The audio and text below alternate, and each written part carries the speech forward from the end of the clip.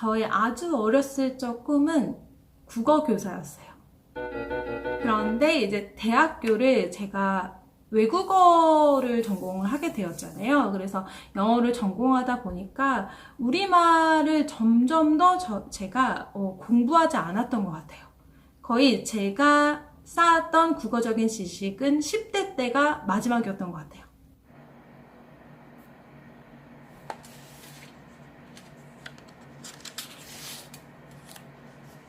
어느 순간 번역 컨텐츠를 막 올리다가 요새는 통역 컨텐츠를 되게 많이 올리고 있는데 사실 번역을 안 하는 건 아니에요. 어떤 구독자분께서 저한테 요새 번역은 안 하시는 것 같은데 역시나 번역은 돈이 안 돼서 그러시는 건가요? 라고 남겨주신 분이 계시는데 번역은 꾸준히 하고 있었습니다. 그런데 통역일이나 번역일이나 이 직업 세계의 조금 특이한 점은 한번 진상 고객을 만나거나 아니면 트라우마가 걸리거나 이러면은 조금 회복하는데 시간이 걸리는 것 같아요. 제가 번역을 작년에 조금 볼륨이 큰 작업을 하다가 좀 나가 떨어졌다고 해야 되나? 그래서 원래는 사실 번역이 저의 좀 더 베이스고 좀 더 많은 시간을 할애했던 경력이기도 한데 좀 번역이랑 멀어지기를 제가 했던 것 같아요.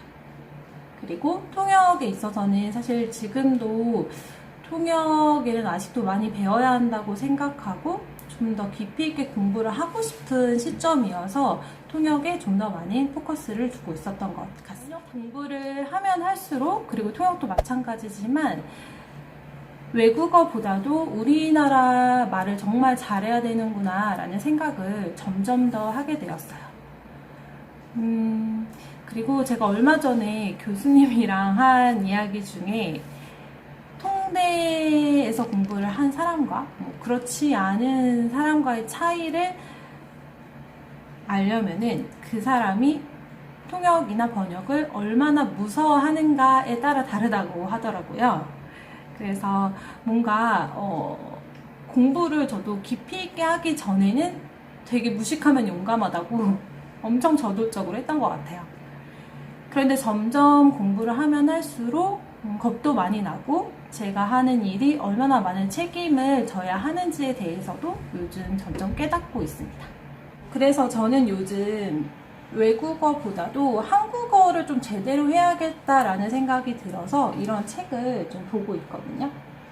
이 책은 이강용 님께서 쓰신 책인데 이분이 조금 우리말 잘 사용하기? 이런 것들에 대한 책도 많이 쓰시고 강연도 하시는 분이시더라고요.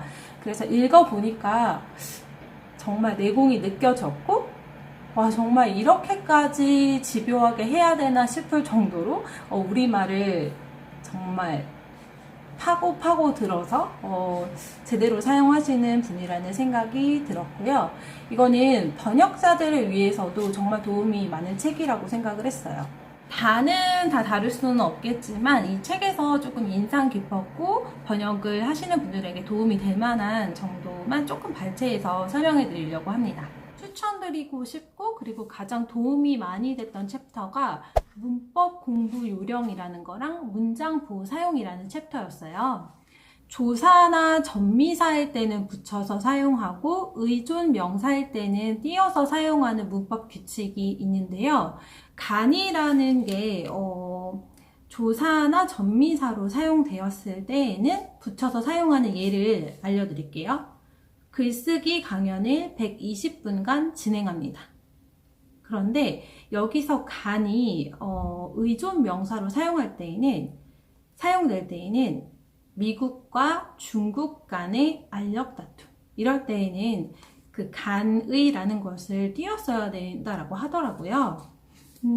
물론 저도 쉬운 것들은 문법적인 거는 틀리진 않지만 사실 이게 왜 문법적으로 띄었어야 하고 붙였어야 하는지를 정확하게 사실 이해를 못했던 것 같아요.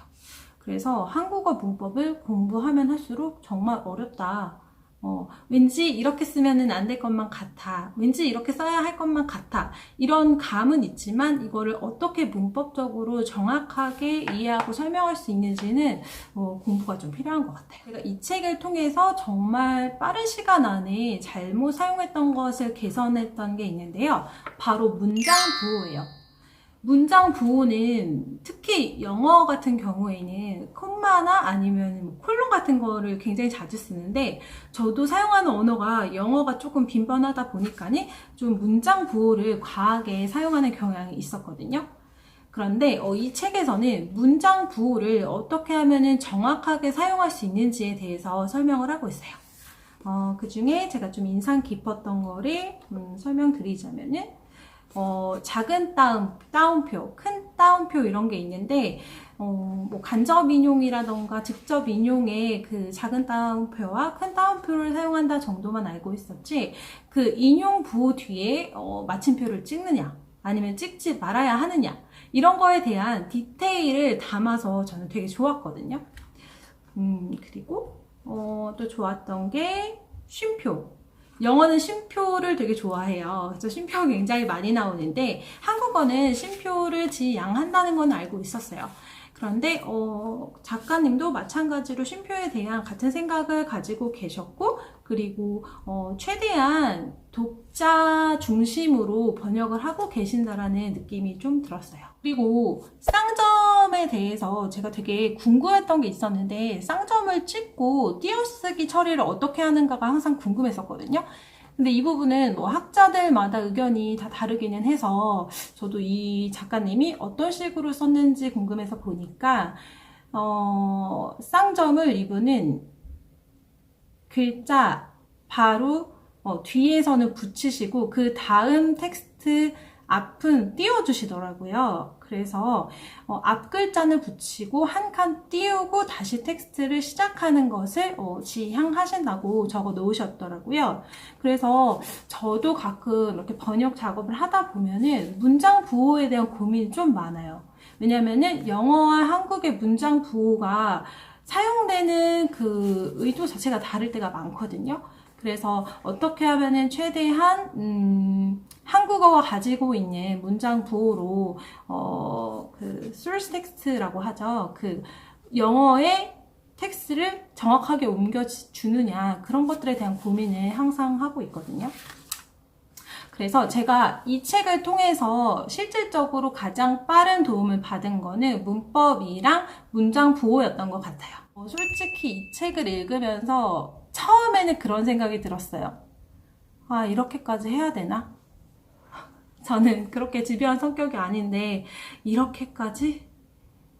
그런 생각을 들게 만들었던 게 쓰레기 버리지 마시오 라는 공지를 보면은 이 작가님은 되게 좀 그렇대요.